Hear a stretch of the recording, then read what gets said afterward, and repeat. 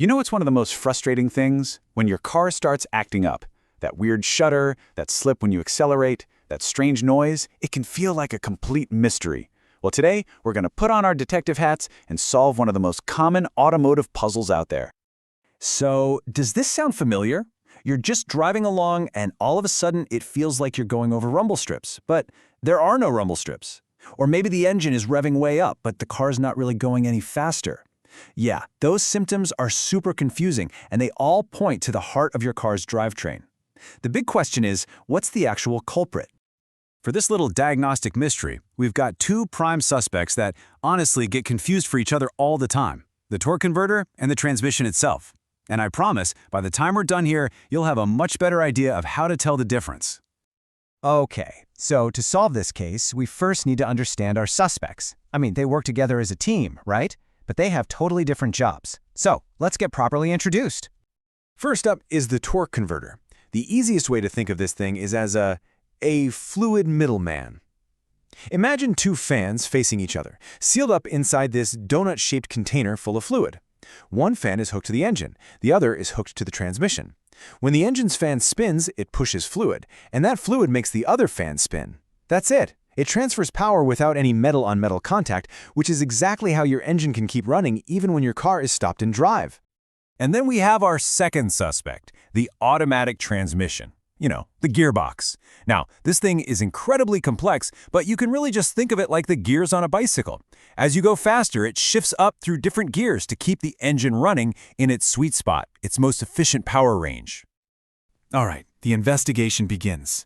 Let's start by looking at the evidence that points to a faulty torque converter. The clues for this one are usually a little more subtle. They have more to do with specific feelings and certain speeds. This right here is the number one, most common, most distinctive symptom, that rumble strip feeling. It almost always happens when the converter's internal clutch, which is supposed to lock up for better gas mileage, starts failing. It tries to grab, but it slips and it grabs and slips, and you feel that as a shudder. It's a very, very specific clue tied to a very specific speed range.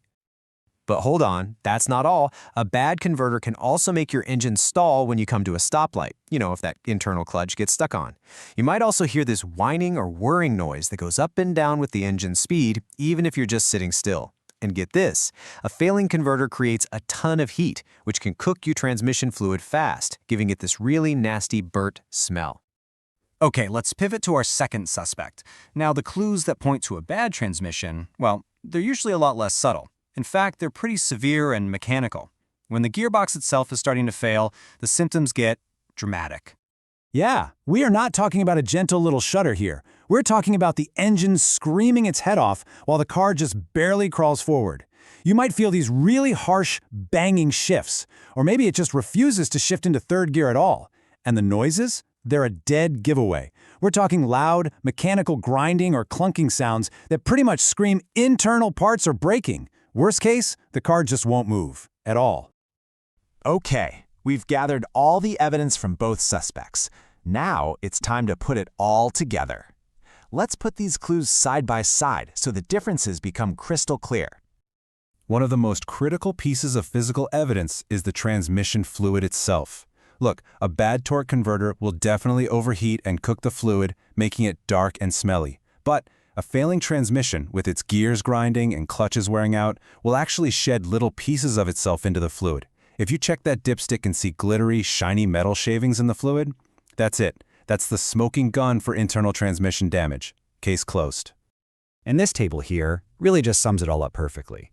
Just look at the difference in the type and degree of the problem. For the converter, you get that very specific rumble strip shudder. For the transmission, it's a hard, banging shift. For the converter, a winding noise. For the transmission, a loud grind. See the pattern? It's really the difference between a system having a fluid pressure problem versus one that's having a major mechanical failure. So here's the bottom line. The most important thing to take away from all this. It's not just that your car is acting up. It's how it's acting up. Is it a whine or is it a grind? Is it a light shudder at a very specific speed? Or is it a violent bang every time it tries to shift? Paying attention to the nature of the sound and the timing of the symptom. That is how you solve this case.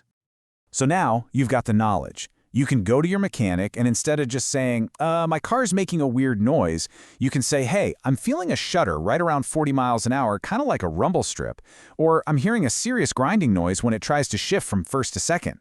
Trust me, being able to describe your car's symptoms accurately is the absolute best first step to getting the right fix and hopefully saving you some money.